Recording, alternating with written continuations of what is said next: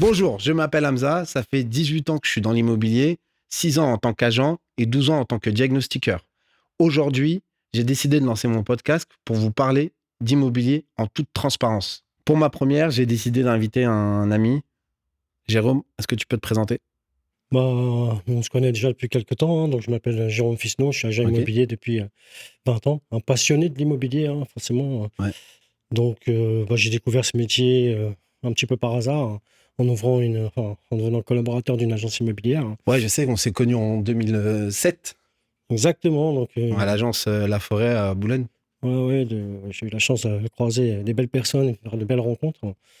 Ouais. Depuis, tout a un peu évolué, hein, même si c'était un grand réseau, j'ai eu la chance de découvrir d'autres univers, d'autres modèles aussi. Et qui ont enrichi en tout cas cette volonté et cette passion, qui est de vouloir continuer dans l'immobilier. Ok. Et c'est vrai qu'il y a, c'est un challenge, un pari sur l'avenir, malgré le contexte économique compliqué, de vouloir ouvrir, une fois de plus, une agence immobilière. Et en parcourant ces différents réseaux, j'ai pu, on va dire, étudier ces modèles, hein, avec Ok. beaucoup de choses qui étaient assez différentes de ce que j'avais connu moi. J'ai voulu récupérer que le meilleur de ces modèles pour essayer justement de le développer dans une agence. C'est un peu le challenge. Bonjour à tous. Tout d'abord, je tenais à remercier l'agence La Forêt à Boulogne-Billancourt d'avoir sponsorisé ce premier numéro. Vous cherchez à acheter, vendre ou louer votre appartement à Boulogne? Ne cherchez plus, adressez-vous à l'agence La Forêt à Boulogne-Billancourt. Avec son expertise, son accompagnement ultra personnalisé et son réseau en béton, La Forêt Boulogne est la référence dans l'immobilier dans son secteur. Une équipe au top, des conseillers en or et surtout des résultats. Vous retrouverez le lien de La Forêt Boulogne dans la description pour avoir plus de renseignements. Alors moi j'ai une question vis-à-vis de ça. De 2007 à maintenant, qu'est-ce qui a évolué ou changé dans l'immobilier? L'immobilier a beaucoup changé, mais c'est une industrie, on pourrait voir en parallèle avec d'autres univers qui auraient pu aussi une grosse mutation. La première chose, c'est les outils digitaux, hein. Ok, Forcément, moi, tu as vu, je sais pas si tu te souviens à l'époque, ouais, je on me avait souviens beaucoup très de bien. papier, hein, donc on a essayé Ouais, aujourd'hui avec tous ces outils digitaux, de nous faire gagner du temps. ouais. Je me rappelle qu'un compromis à l'époque c'était ça, et maintenant c'est ça, Voilà. hein. Les compromis aujourd'hui, c'est non seulement ils sont plus complexes, Ouais, la législation est quand même mieux encadrée pour protéger aussi nos clients acquéreurs. ouais, En France, on a le droit de tout vendre, mais il faut que les gens puissent aussi acheter en connaissance de cause. Et il est vrai qu'aujourd'hui, les compromis, c'est quand même un gros pavé et c'est aussi une grosse responsabilité. Et il faut libérer beaucoup plus de temps pour plus ou moins en tirer le même résultat. ok. Alors moi j'ai une question. C'est quoi pour toi un bon agent immobilier? Bon agent immobilier, pour moi, là, c'est le patron d'agence qui parle, hein, forcément, tu l'as compris. C'est quelqu'un qui rend du mandat de qualité. Ok, bon alors c'est quoi un mandat de qualité? Un mandat de qualité, c'est un mandat où déjà, on a un maximum de renseignements. C'est un mandat qui va se vendre vite ou c'est un mandat Le mandat en soi, si nos clients respectent nos estimations, on peut plus ou moins, on va dire, avoir un éclairage sur le timing, sur la durée des ventes, même si aujourd'hui, il y a rien de contractuel, ça reste plus du off. Mais on connaît chacun, on va dire, nos secteurs, hein. On a eu la chance, en tout cas, de faire quelques ventes. Et là, ok, on va dire, la richesse dans l'agent immobilier, c'est aussi de pouvoir avoir avec ces indicateurs, avec cette data que peut pouvoir avoir cette agence, on va dire, éclairer au mieux, on va dire, son client. Donc, un mandat de qualité, c'est bien sûr d'avoir un mandat exclusif, mais aussi avoir les clés, avoir la confiance de son client. quelqu'un qui veut devenir un agent immobilier, c'est quoi la qualité qu'il doit avoir? La qualité Et les première, compétences aussi, hein. bah, il faut qu'il soit coachable. Ok, Quelqu'un qui a pas envie d'écouter va forcément avoir du mal à comprendre. ok, Et mon job, à moi, ça a toujours été de monter en compétence les commerciaux. Et ouais, ceux sur lesquels, en tout cas, j'ai eu le plus de réussite, c'est ceux qui avaient des grandes oreilles. ok. Faut qu'il aille à l'action, faut Bien que... sûr, les gens, bon, on le voit, il y a une rotation très importante dans le métier de l'immobilier. C'est assez flou. Il n'y a pas beaucoup on va dire, de données sur lesquelles quelqu'un qui aimerait faire ce métier pourrait en tout cas récupérer et comprendre si oui ou non s'il est fait pour ce métier. On a une image un petit peu avec certains raccourcis qui sont faits, qui n'est pas forcément policiers, et c'est un peu dommage. Et des gens comme moi qui sont là depuis longtemps, on va aussi tout faire pour que non seulement les gens ont envie de faire ce métier, mais surtout qu'il n'y ait plus cette rotation et ce turnover qui aujourd'hui épuise tout le monde. Donc on va tout faire pour encadrer, pour accompagner nos commerciaux, nos agents et on reste convaincu que quelqu'un sur lequel en tout cas un patron d'agence, un driver va libérer beaucoup de temps, c'est juste de l'investissement. Voilà. Et c'est un investissement qui va en tout cas faire fondre les statistiques des rotations. Ouais, donc si je résume, le plus important, si on veut être agent immobilier, c'est d'être coachable. Ça fait partie en tout cas de quelque chose qui doit se travailler. On ne cherche pas de dupliquer un bon commercial qu'on pourrait avoir dans notre agence. Le but, c'est de comprendre qu'on est tous différents et la force de chacun va forcément aider à ce que derrière les chiffres d'affaires évoluent. Donc si quelqu'un aujourd'hui il a des compétences dans d'autres domaines, Ok. si en tout cas il accepte d'être coaché, bien sûr, et on va s'en rendre compte très vite, il va performer, c'est une évidence. Un agent immobilier, alors quand il débute, combien il gagne? Et un confirmé, combien gagnerait un débutant et combien gagnerait un confirmé? Les rémunérations sur l'immobilier, on le voit, c'est un métier où tout est possible. Moi, quand j'ai commencé, j'étais très surpris qu'on pouvait gagner autant d'argent et ça, c'est une réalité. Je suis d'accord. Il y a beaucoup de candidats, mais il y a aussi peu d'élus. Donc, il y a aussi des gens qui, malheureusement, gagnent très peu leur vie.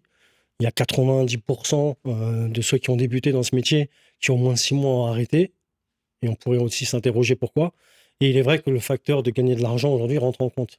Donc, il n'y a pas de plafond par rapport à ça. Ce qu'il faut aussi comprendre, c'est que ces gens-là, s'ils rentrent dans ce métier-là, il faut qu'ils comprennent que pour gagner de l'argent, il faut rentrer des mandats. Donc, celui qui gère le stock, qui gère le marché, quelqu'un qui a une faculté, on va dire, parce que très facilement, c'est quelqu'un qui est humain, qui va créer des liens, il va rentrer des mandats. Oui. C'est-à-dire que pour toi, un agent immobilier qui fait que des visites, il gagne pas bien sa vie. Il y a beaucoup de, on dirait même un ancien réseau dans lequel je travaillais, que tu as pu aussi croiser, je Ouais. pense, dans ton métier, Ouais. ont des modèles où ils appellent ça, c'est des buyer agents. Donc c'est quelqu'un qui va libérer énormément d'énergie juste pour faire des visites. Le rôle d'un commercial, que ce soit dans l'immobilier, c'est d'être assez polyvalent et de pouvoir aussi comprendre là où il est le meilleur. En tout cas, nous, on reste focus sur ça. Même si on a des bons buyer agents, on veut aussi qu'ils puissent rentrer des mandats, qu'ils puissent faire des visites, qu'ils puissent accompagner les clients. Et aujourd'hui, si vous faites que de la visite, bah, vous récupérez que le fruit de la vente de la sortie, hein. Tout le monde sait que dans l'immobilier, Ok. il y a l'entrée et la sortie. Ce qui serait dommage parce que pour vraiment gagner de l'argent, il faudrait faire des allers-retours. Ok. Ouais. Il faudrait que celui y rentre le mandat et il le sorte, et là, il gagnerait mieux que celui qui fait que de sortir le mandat. On est d'accord, hein. Un bon agent immobilier, il faut que les gens, il faut qu'ils prennent que ce raccourci-là. C'est un bon acheteur, c'est un bon vendeur. Ok, très bien. Ça veut dire que s'il a un mandat de qualité dans un prix, parce qu'il a travaillé dans ce sens-là pour que ça soit un bien dans un prix qui est en relation avec le marché, il pourrait même faire un one-shot. On peut prendre un appartement à 11 heures dans la même journée et le vendre à 14 heures et prendre 25 000 de com. Ok. C'est possible, ça. C'est plus que possible. Même aujourd'hui. Bien sûr. Ok. Ok. Faut pas être magicien pour gagner de l'argent dans l'immobilier. Très bien. Alors, j'ai une autre question. Quel conseil tu donnerais à un propriétaire qui veut vendre son appartement? Bon, après, là, c'est toujours pas assez. C'est des perches prends tout le temps et je lui dirais de m'appeler. Bien sûr. C'est logique, hein. À défaut d'être agent immobilier, on est tous des commerciaux. Moi-même, de temps en temps, je produis encore. Maintenant, on va dire, si on reste en prenant de la hauteur par rapport à du conseil qu'on pourrait donner à un propriétaire, qu'à ce projet-là, qui est quand même bien mûri de vendre son bien, c'est surtout d'être bien entouré. Le prémisse d'une vente, c'est forcément une estimation. Donc, il faut qu'il puisse se rapprocher des professionnels, des gens qui sont sur le même secteur de son bien et qui vont lui donner, l'idéal au moins, c'est d'avoir au moins 2 ou 3 estimations. Ok. Et cet éclairage des estimations, on va quand même aussi essayer de comprendre, on va dire, si oui ou non il est en relation avec ce prix-là. Parfois, les gens ont des idées qui sont assez fausses du prix de leur bien, parce qu'il y a de l'affect. Enfin, il y a beaucoup de paramètres qui, forcément, devraient être corrigés après les lectures de ce document-là. Ensuite, ça c'est une évidence, comme je l'ai expliqué, à défaut de signer un mandat, quel qu'il soit, ce qui va vous lier ce qui va lier le client avec l'agence, c'est la confiance. Donc Ok. il faut qu'il se sente à l'aise avec cette agence. Ok. Et ensuite, il faut qu'il défende ses intérêts et qu'il les défende, on va dire, corps et âme. Ça veut dire qu'à un moment ou l'autre, souvent les agents immobiliers vous disent qu'ils ont des palettes d'acheteurs qui sont prêts à acheter sans condition suspensive. C'est beau, hein, et en même temps, on a envie d'y croire. Et souvent, certaines personnes ont signé et ont été quand même surpris de ne pas avoir de visite dans la foulée. Donc, il ne faut pas hésiter de rentrer dans les agences, discuter avec elles, de leur demander si oui ou non ils ont des acquéreurs et est-ce que c'est possible, en tout cas, de pouvoir, en tout cas, les voir. Donc, par exemple, moi, les gens, quand ils viennent me voir à l'agence, je les invite à s'asseoir, on prend un café ensemble, on a une data, comme tout le monde, c'est la richesse aujourd'hui des agences immobilières, avec une base acquéreur, et on va descendre par ordre alphabétique, client par client. En principe, au troisième appel, les gens signent le mandat. Ok, top. Et t'as pas oublié un truc? Les diagnostics. Ah ouais, les diagnostics. Bah, les diagnostics, aujourd'hui, pour nous, c'est primordial. Moi, Ouais. j'ai commencé l'immobilier en 2000, donc les diagnostics ont beaucoup évolué. Ouais. Et comment tu vois, toi, l'évolution? Tu penses que c'est une bonne chose ou tu penses que c'est Non, pas... c'est une très bonne chose. D'accord. Le diagnostic aujourd'hui, c'est une très bonne chose pour la simple et bonne raison qu'en France, on a le droit de tout vendre, mais nos acheteurs doivent acheter en connaissance de cause. Ok. Qu'est-ce qui pourrait plus les rassurer que de lire un rapport complètement indépendant de l'agence Ok. et qui, forcément, aujourd'hui, donne un éclairage sur le côté technique de ce bien, Ok. quel qu'il soit, et en même temps, ces diagnostiqueurs, ils sont aussi, on va dire, bien encadrés par rapport à une législation assez stricte. Oui. Ils ont des certificats, donc ça rassure. Donc à D'accord. partir du moment où on va remettre ces documents-là, il y a de grandes chances, en tout cas, si nos clients, en tout cas, avaient bien compris le contenu de ces documents, qu'ils arrivent plus facilement à se positionner. Donc c'est une vraie valeur ajoutée pour nous. Ouais. Super. Tu te rappelles l'appartement à rue d'ici quand tu m'avais appelé et que la cliente, elle avait des questions sur les diagnostics parce qu'elle voulait pas, tu avais fait une offre, mais tu savais il fallait la rassurer. Est-ce que tu peux m'en dire plus sur comment ça s'était passé? Oui, on le voit, c'est même pas un cas isolé, en fait. On Ouais. est chacun dans des domaines différents et on a tous l'impression que tout le monde connaît tout sur tout.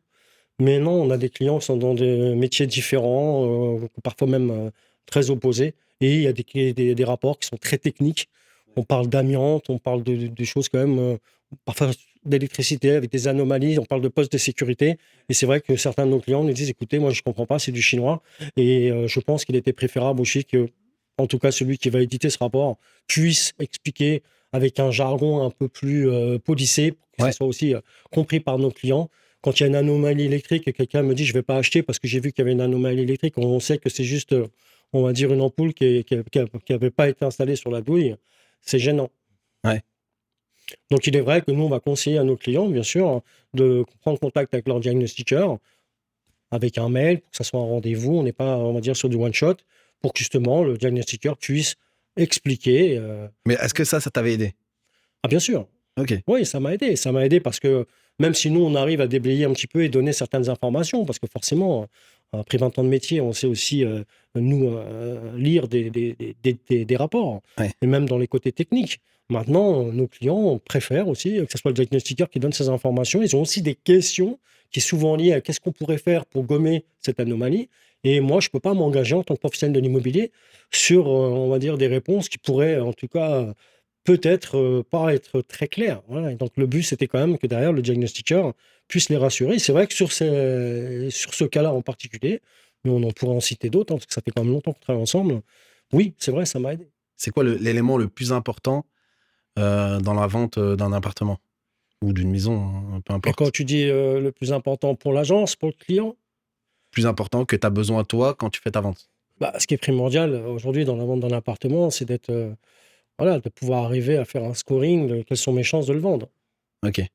Là, c'est l'agent immobilier qui parle. Donc, j'arrive, moi, en 10 minutes dans un bien à plus de 100 mètres carrés, à déterminer si oui ou non on est dans les clous. Plus D'accord. le client va s'éloigner du prix et plus on va mettre de temps. Et l'idée, c'était aussi que derrière, les gens comprennent qu'on n'est pas des magiciens. Donc il faut aussi que les gens soient en relation avec le marché.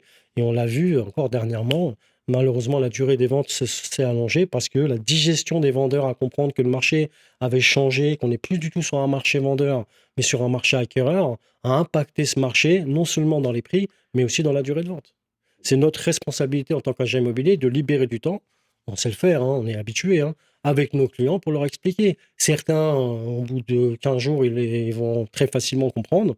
D'autres ont besoin d'un peu plus de temps. Moi, j'ai un problème que je rencontre souvent. Les agences m'appellent toujours à la dernière minute pour réaliser leur diagnostic immobilier. Bien sûr, hein, toi, Ouais. j'ai pas ce problème-là avec toi, mais comment tu l'expliques? La plus grosse difficulté qu'on peut avoir, c'est de rentrer des mandats. Ok. Et de temps en temps, on a cette chance de pouvoir rentrer des mandats exclusifs. Et tant mieux. En revanche, on n'est pas tout le temps en exclusivité. Et il y a un marché concurrentiel aujourd'hui qui est encore plus qu'avant. Et on le voit parce qu'il y a beaucoup plus de possibilités pour nos clients vendeurs aujourd'hui de pouvoir mettre en vente leurs biens avec différents canaux qui sont, on va dire, quand même assez multiples. Donc la pression que va avoir l'agent immobilier, c'est de pouvoir rapprocher ses clients, ça c'est une évidence, le plus vite possible. Ce monsieur, il a un mandat, parce que la loi auquel il nous oblige et nous impose, et ça c'est heureusement, c'est très bien encadré, d'avoir un mandat pour pouvoir organiser des visites. Et le souci qu'on peut avoir, c'est que certains prennent des raccourcis et ils font des visites sans même avoir les diagnostics. Alors on se pose la question, comment ils ont des visites? Parce que pour publier un bien, on est obligé de fournir un DPE, donc ça c'est une évidence. Et il est vrai que Bah, est-ce qu'ils n'utilisent pas un ancien DPE? moi, je n'ai pas fait d'études là-dessus. Oui. En tout cas, je parle pour mon agence et toutes les agences où j'ai pu travailler. Je drivais ces agences, que ce soit sur la partie commerciale ou sur la partie juridique. Et on avait toutes les mêmes consignes. Pour certaines grosses agences, là, je travaille dans un groupe international qui s'est bien développé ici en France. C'était très carré. Et on avait même une personne qui était dédiée donc, à la conformité des mandats. Je ne sais pas de quoi on parle. Maintenant, il y a des petites agences qui, forcément, avec de faibles trésoreries, qui ont la chance d'avoir un mandat et qui espèrent en tout cas le vendre assez rapidement. Ils vont prendre ces raccourcis-là. C'est peut-être aussi une communication à développer entre toi et l'agence immobilière pour leur expliquer comme quoi aujourd'hui, tu ne peux pas travailler comme ça dans l'urgence.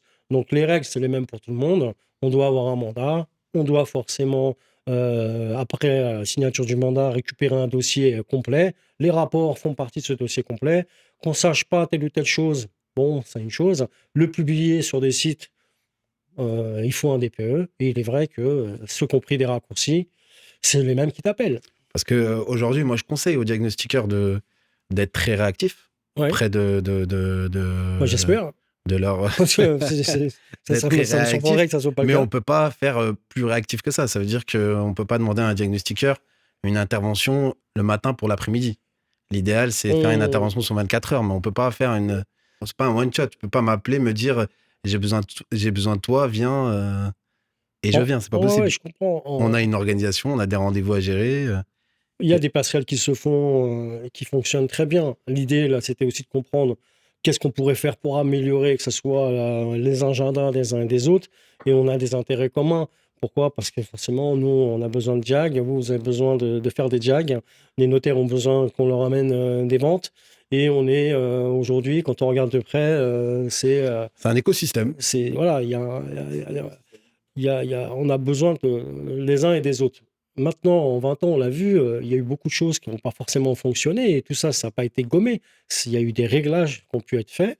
Parfois, ils ont dû être légiférés pour que ça soit encadré, mais je reste convaincu que du problème que tu rencontres aujourd'hui, dans 5 ans, toi et moi, on en rigolera parce que ça sera gommé, forcément. Parce qu'il va y avoir, grâce aux outils digitaux, j'en sais rien, sans être un visionnaire dans l'âme, peut-être, comme avec Uber Eats, où les gens ils iront sur une application et en 2 minutes, ils commanderont leur diagnostiqueur. Why not? Selon toi, les diagnostics sont devenus encore plus indispensables aujourd'hui qu'hier ou Bah, c'est comme un contrôle technique pour une voiture. Est-ce que tu vas m'acheter ma voiture à 30 000 euros si je te donne pas de contrôle technique? c'est ça, c'est Ou exactement si ça. je te dis, j'ai pas pu faire tous les contrôles techniques, enfin, tous les contrôles techniques n'ont pas été faits pour la simple et bonne raison, c'est que j'ai pas l'argent ou je sais pas quoi. Non. Ouais, mais ça existait en 2007 aussi. Ça existait. Après, il y en a certains où les durées de validité ont été modifiées. Il y en a d'autres qui ont été ajoutées. Il y en a d'autres qui vont encore arriver. Donc, je pense, et c'est même pas, je pense, hein, avec mon expérience, que ça, c'est une certitude que le métier de diagnostiqueur va évoluer. Et dans le bon sens, il y aura forcément, parce Ouais, je suis que d'accord. il y aura d'autres diagnostics qui vont être demandés, peut-être au niveau du gaz, sur la qualité de l'eau, en fait, sur plein de choses. Donc là, en tout cas, les diagnostics, ils sont indispensables, comme il est indispensable quand on achète un véhicule d'avoir un contrôle technique. Personnellement, je ne prendrais pas le risque d'acheter un véhicule sans contrôle technique et encore moins d'acheter un appartement sans diagnostic. Si sur 56 pages de diagnostic, il m'en manquait 3, j'achète pas. Voilà. Ok. Donc maintenant, les rapports, il Ouais, de faudrait toute façon, peut-être... on peut pas signer. Sans diagnostic, on peut pas signer chez le Non, on ne notaire. pourrait pas signer, mais je ne ferai même pas d'offre.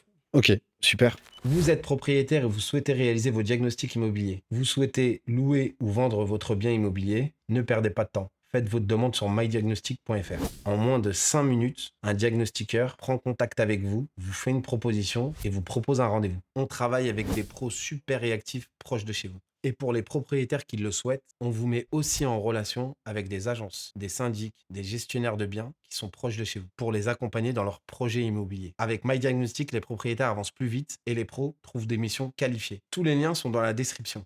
Alors, c'est quoi la différence entre ton agence et les autres?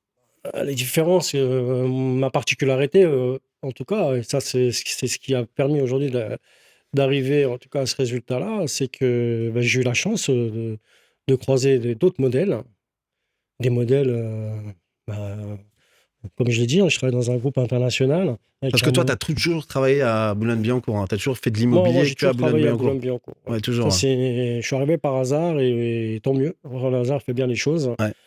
En C'est quoi, même- t'aimes bien cette ville? Pourquoi 20 ans d'immobilier à Boulogne? Boulogne, c'est une ville très particulière quand même, hein. Il y a une rotation qui est très courte. En tout cas, ceux qui ont envie de se lancer dans l'immobilier, on va dire, et investir dans une agence immobilière, le turnover, il est primordial sur nos chiffres d'affaires. Si on voit en Roumanie, 90% de la population est propriétaire, donc une rotation qui est stérile pratiquement, vous ferez faillite au moins de 3 mois. Ouais. Voilà. À Boulogne, la rotation sur la transaction est à peu près de 5 ans, 1 an et demi sur les locations. Ça veut dire quand quelqu'un m'achète un bien et qui le bascule en location, en 9 ans, j'ai pratiquement pris 5 commissions. Donc c'est hyper rentable. Donc, Ok. c'est logique. Après, D'accord. Boulogne-Billancourt, il faut que les gens comprennent, hein, c'est 120 000 habitants, mais il y a 450 000 personnes au quotidien, des grosses entreprises du CAC 40. Je suis arrivé par hasard dans l'immobilier, je ne suis pas arrivé par hasard à vouloir acheter une agence immobilière à Boulogne. Il y a une grosse étude qui a été faite, qui a été liée aussi à mon parcours que j'ai pu avoir dans ces autres réseaux. J'ai récupéré dans ces modèles le meilleur. Il y avait vraiment des belles choses. Il y avait des choses qui étaient moins bien, en tout cas qui n'étaient pas adaptées au marché français. Et pour l'instant, malgré la crise, notre agence, ça fera en février 2 ans, on est propriétaire de cette agence et on a réussi à multiplier le chiffre d'affaires pratiquement par 2. Ok. Parce que pourquoi? Parce que tu es bien équipé? Par rapport aux autres agences, c'est sûr que moi, il y a un gros travail qui a été fait pendant pratiquement 18 mois sur le référencement, juste un référencement naturel. N'importe Ok. qui tape le nom de mon agence, il va voir que je suis dans la pole position. Ok. Donc ça, c'est un vrai plus, un gisement d'estimation incroyable. Et forcément, derrière, on a arrivé à être dans les 3 premières agences. Il y a plus de 90 agences immobilières à Boulogne qui a le plus gros stock de mandats. Donc, ce que je dis à chaque fois, et ce qui va forcément un jour être gravé dans mon dos, c'est celui qui gère le stock, celui qui gère le stock, il gère le marché. Et il est vrai qu'aujourd'hui, on est resté focus que sur ça, en fait. Donc, mon objectif, c'est d'avoir tous les mandats à Boulogne. Et j'ai une autre question aussi. Airbnb, ça n'a pas chamboulé un peu le marché de la location? T'en penses quoi? C'est différent par rapport à l'échelle nationale. Est-ce que le Airbnb est dans une région ou dans une ville très touristique, est-ce que ça a chamboulé les agences immobilières ou nous? Nous, on fait de la gestion. Moi, personnellement, j'avais des propriétaires Ouais. qui attendaient, qui voulaient pas relouer leurs biens quand on faisait les diagnostics et qui voulaient attendre que les JO, arrivent pour Oui, mettre. oui. On a rencontré aussi ce phénomène. Et alors, c'est toujours pareil, hein, on parle de vision. 3 ou 4 ou 5 mois avant les JO, j'avais conseillé à tous ces gens-là de comprendre qu'il ne va pas y avoir cette euphorie. On avait Ouais. expliqué pourquoi. Les indicateurs qu'on avait, forcément, ils étaient bons. Certains nous ont écoutés, d'autres non. Et ceux qui ne nous ont pas écoutés et qui, pendant tous ces JO, ont eu une carence, sont venus en courant nous donner des mandats, ce qui nous a un peu perturbés parce que la seule différence qu'il y a eu, c'est qu'on est obligé de travailler à flux tendu et on aime bien être organisé. Donc, Airbnb, pendant les JO, n'ont pas bien fonctionné. C'est ça que tu dis? Airbnb, je parle sur Boulogne et Paris, les gens étaient trop optimistes. Et c'est vrai que derrière, il y a beaucoup de facteurs qui ont fait que le lead, il n'est pas arrivé comme on pensait, quoi. Ok. Et du coup, c'est quoi? C'est une bonne chose qu'il y a du Airbnb quand même, que ça se développe bien en France, le Airbnb? Que ça se développe à l'échelle nationale, honnêtement, moi, je ne peux pas savoir si oui ou non c'est une bonne chose ou pas. Ce qui est important de savoir, c'est que dans les années qui vont venir, c'est sûr que les propriétaires qui aujourd'hui sont font du Airbnb ça va être moins facile pour eux. Donc, il faut quand même qu'ils étudient d'autres choses. Là, on le voit qu'il y en a plein qui sont orientés sur les beaux mobilités. Enfin, il y a quelques petites possibilités pour éviter justement, parce qu'ils sont aussi calibrés sur un certain nombre de jours. En tout cas, sur Boulogne, il y a très peu de champs, on va dire. Ceux qui étaient sur un marché classique de la location, ils sont restés sur du meublé pour d'autres raisons aussi. On parle peu de fiscalité, mais c'est surtout lié aussi à la fiscalité. Juste, j'insiste, par exemple, une ville comme Boulogne, quand quelqu'un me donne un studio de 20 mètres carrés à 800 € par mois, je donne comme consigne à mes commerciaux et surtout à mon assistante de le laisser 15 minutes en ligne. 15 minutes sur un site comme Se Loger, c'est à peu près une trentaine d'appels. On va prendre les 5, on va dire, candidats et qui ont forcément des dossiers qui se rapprochent de ce que veut le bailleur. Et on a loué le lendemain. Donc, si Donc, aujourd'hui. pour toi, il y avait... attends, j'ai une petite Oui. question. Donc, pour toi, il faut investir à Boulogne alors? Ah oui, bien sûr. L'investisseur aujourd'hui, moi, tout à l'heure, on parlait de la différence de l'immobilier entre le début des années 2000 et aujourd'hui. Ouais. Moi, mes investisseurs, ils sont plus dans cette volonté de vouloir gagner de l'argent. Ils sont dans cette volonté de ne pas le perdre. C'est des gens, ils ont travaillé 30 ans. Ils ont mis un peu d'argent de côté. Ils n'ont pas mis, même étudié de près ou de loin, cette possibilité de perdre leur argent. Donc, ils viennent me voir en me disant, voilà, on Non, a mais moi, je craqué parle dans- pas de celui qui a économisé pendant 30 ans. Je parle de celui qui veut investir. Oui, bah, c'est Des le même. jeunes qui veulent Mais c'est investir. le même. Ok. C'est Donc, les gens est-ce qui investissent qu'ils à ont les Boulogne, moyens, regardez. est-ce qu'ils ont les moyens d'investir à Boulogne? Oui, Et est-ce que Là, c'est bien pour eux d'investir à Boulogne? alors, est-ce qu'ils ont les moyens? Là, je donne des stats qui sont sur Boulogne. Il y a une vente sur deux depuis le 1er janvier de cette année qui s'est articulée sans crédit.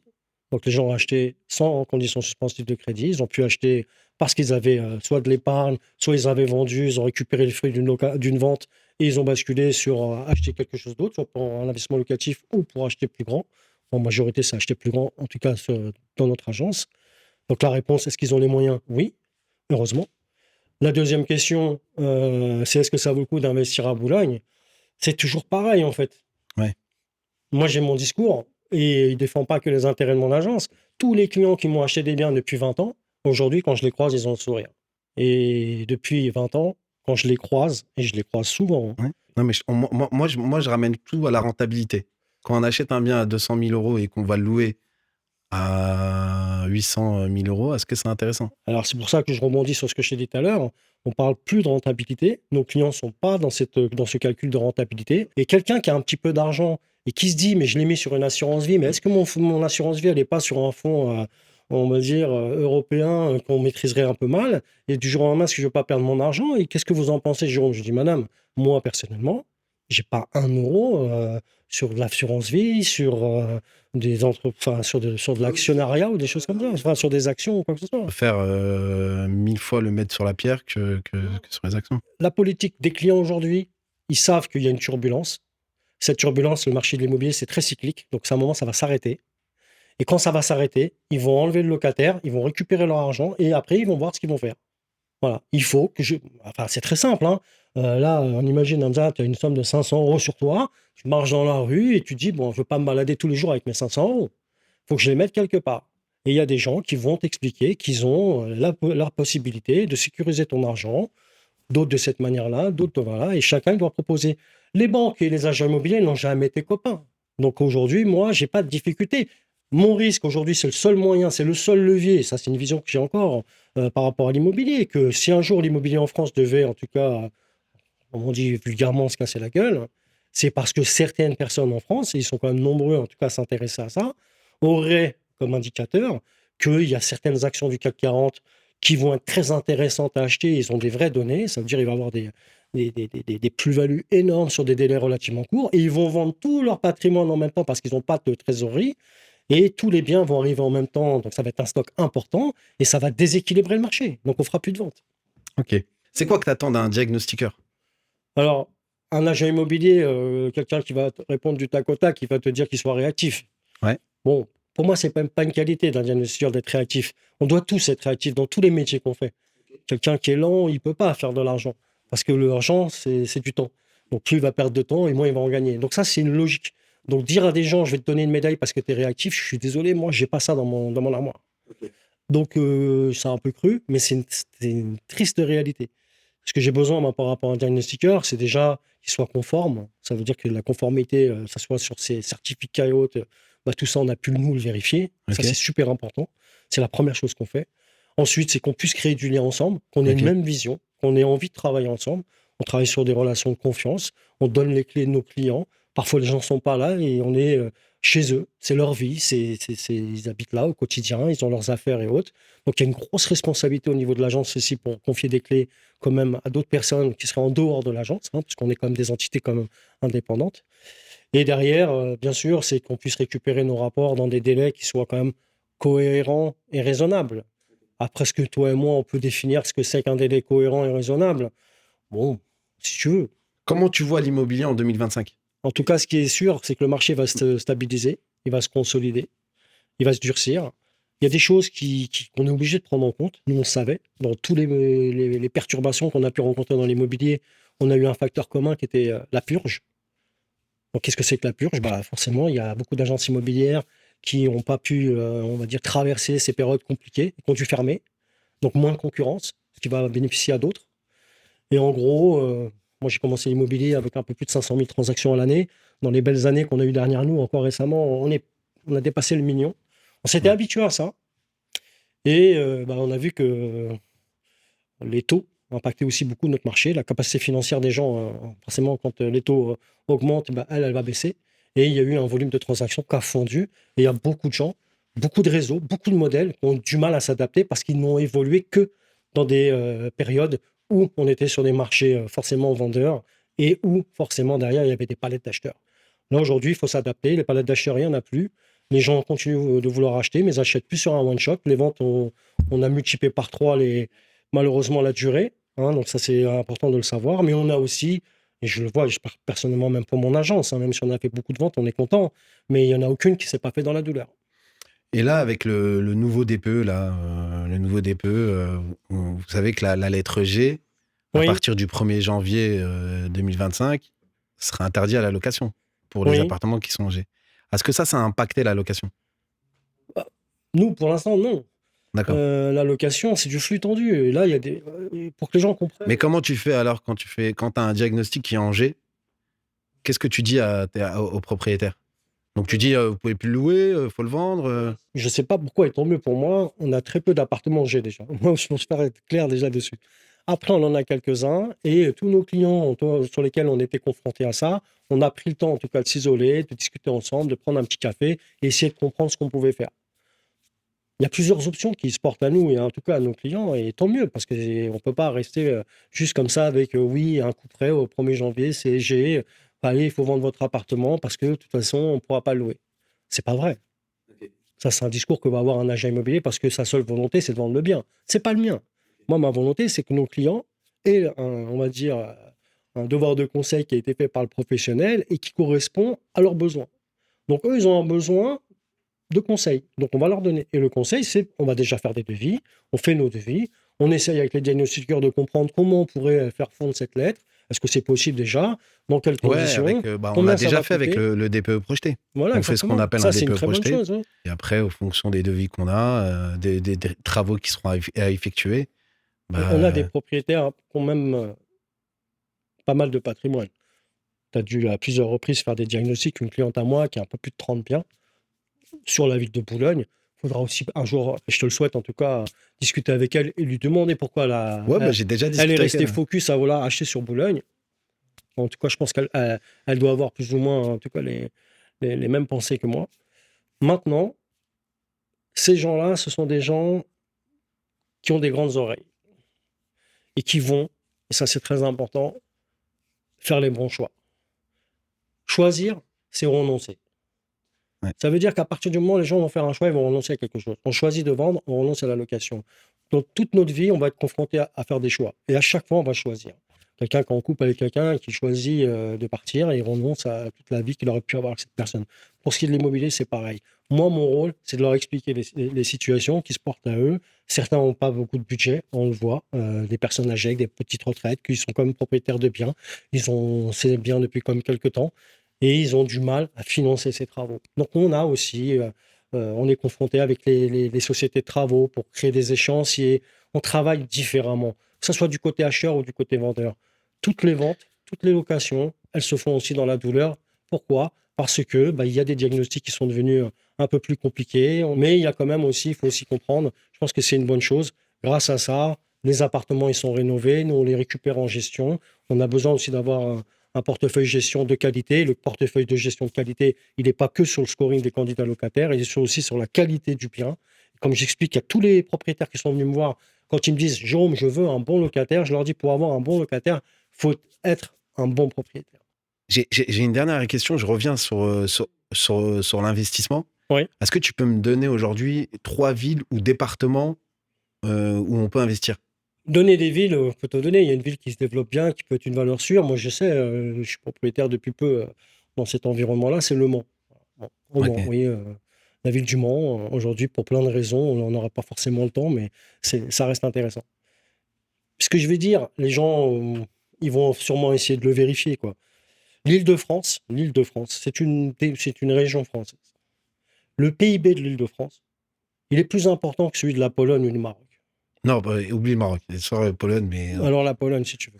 Ça, j'invite tout le monde ici à le vérifier. Qu'est-ce que ça veut dire? Ouais. Ça veut dire qu'il y a une région en France qui a un PIB plus important qu'un pays de l'OTAN. Ok. Maintenant, on sait aujourd'hui, on le sait, ça c'est très important. On l'a vu pendant le Covid, on l'a vu même avant. Le francilien, il fait à peu près 1h10 de route tous les matins, 1h10 de route tous les soirs. Je ne sais pas si en tout cas, dans ta sphère personnelle, tu pourras interroger ta famille ou tes proches pour leur poser la question. Ma question que je leur pose à ces gens-là, même si ils ont 30 ans, 40, 45 ans, ils sont cadres, peu importe. Ils habitent en Seine-et-Marne et ils travaillent sur la Défense. Leur carrière, c'est 25-30 ans. Et pendant 25-30 ans, ils vont faire 1h10 le matin, 1h10 le soir. Mais ce temps de travail, enfin ce temps de trajet, autant pour moi, il n'est pas rémunéré. Donc l'objectif de tout salarié aujourd'hui, c'est de réduire ce temps de trajet entre son domicile et son lieu de travail. Et la ville de Boulogne, parce qu'on revient à la ville de Boulogne, c'est une ville, et c'est très important, où il y a énormément d'entreprises du CAC 40. Nous, on a des liens forts depuis très longtemps avec quelques-unes. On ne va pas toutes les citer parce qu'il y en a quand même beaucoup. Et on a la chance de récupérer des dossiers de qualité et sans prétention. Dans tout le portefeuille que j'ai, comme on parle de plus de centaines de biens, on a 0 à payer. Ok. Un propriétaire, il a besoin d'être assuré aujourd'hui par rapport à ça pour la simple et bonne raison, c'est que dans le modèle français qu'on a aujourd'hui, les propriétaires, ils le sentent, ils le ressentent, sont très mal protégés. En Angleterre, tu vas toi en Angleterre parce que tu as envie de travailler là-bas, tu vas trouver un logement très rapidement et le jour où tu ne vas pas payer, on va t'expulser très rapidement. Ou en tout cas, on va te donner la sortie très rapidement. En France, c'est l'inverse. Ça va être très difficile d'avoir un bien, ça va être très difficile de t'en sortir. Donc nous, on doit s'adapter par rapport à ça. Donc on ne peut pas aujourd'hui avoir un portefeuille entre guillemets qui est sinistrable. Ça veut dire sur lequel on n'a pas les garanties qu'il faut. Certes, il y a certains locataires qui me disent mais comment on fait pour louer? Moi, je gagne tant, j'ai des bons revenus et autres. Et à Boulogne, la particularité que même quand on a des bons revenus, même quand on a un garant et que je lui dis votre dossier, je suis désolé, monsieur Douichy, il n'est pas passé, c'est pas qu'il soit mauvais, c'est qu'il y en a un qui était meilleur. Elle est là la différence. Ça veut dire quoi? Ça veut dire que si vous voulez aujourd'hui louer votre appartement, acheter un bien pour le louer, il faut être certain que ce bien-là, il ne va pas créer de carence. On va pouvoir le louer toute l'année, quel que ce soit les fêtes de fin d'année, que ce soit la période estivale. On n'est pas sur une période où on se dit, dès que le préavis il arrive en novembre, c'est fini, pendant 6 mois, je ne vais pas trouver de locataire. Ça n'existe pas, en tout cas, à Boulogne. Et on n'est pas la seule ville. On va dire, sur l'ouest de Paris, il doit y en avoir quelques-unes. Il y a aussi le fait que derrière, on va acheter un bien. J'ai plein d'autres villes comme ça. Non, mais je te dis, on n'est pas la seule. Enfin, plein d'autres villes. Alors, je ne sais pas si tout le monde comprend. Il y a Colombes, il y a Argenteuil. Non, mais à Argenteuil, il n'y a pas des entreprises du CAC 40 comme on a à Boulogne. Mais peu importe. C'est pas parce qu'il y a des entreprises du CAC 40 dans une ville que derrière, on ne va pas avoir de loyers qui seront pas payés. Ce qui est intéressant à Boulogne, début des années 2007, en automne de l'année 2007, ils ont ouvert le plus gros chantier historiquement après la Défense. On appelle ça, nous, les Rives de Seine. C'est 15 000 habitants, 1 million de mètres carrés constructibles. Le jour, on est en 2007, on est à l'aube des subprimes et autres. Le jour où ils ont ouvert ces bureaux de vente, les gens se battaient pour les acheter. Ils ont obligé de faire appel aux forces de l'ordre pour créer, on va dire, une organisation sur qui achète quoi. Ils ont vendu 360 lots en moins de 24 heures. Ça veut dire quoi? Ça veut dire que ces gens-là qui ont acheté, ils ont acheté pourquoi? Parce qu'on a garanti à ces gens-là que le Rive de Seine, il va y avoir du Vallourec qui va venir, il y a le siège social de Michelin, il y a du Danone, il y a toutes ces entreprises-là. Mais ces entreprises, elles ne viennent pas juste avec leur logo, elles viennent avec leurs salariés. Mais le salarié, lui, il a besoin de se loger. Il va se loger où? Il va se loger là. Ouais, je suis d'accord. Et ça rassure le propriétaire. C'était ma première pour moi. La première d'une longue série, comme on dit. Ouais. C'était important de la faire avec toi. Et puis, du coup, merci en tout cas de cet accueil. Et en tout cas, si tu as besoin de moi, c'est très bien. Moi, dès qu'on veut parler d'immobilier, je suis un passionné de cet univers, donc ça sera un grand plaisir. Okay. Et je pense que tu vas en avoir beaucoup d'autres parce que même là, sur nos échanges autres, on voit qu'on ne peut pas te parler de tout sur un temps aussi court. Quoi. Ouais, je pense que tu vas revenir. On a d'autres sujets chauds qui vont... Je le mets dans mon agenda. Ok, top. Merci d'avoir suivi cette émission. On se retrouve très rapidement pour un prochain épisode.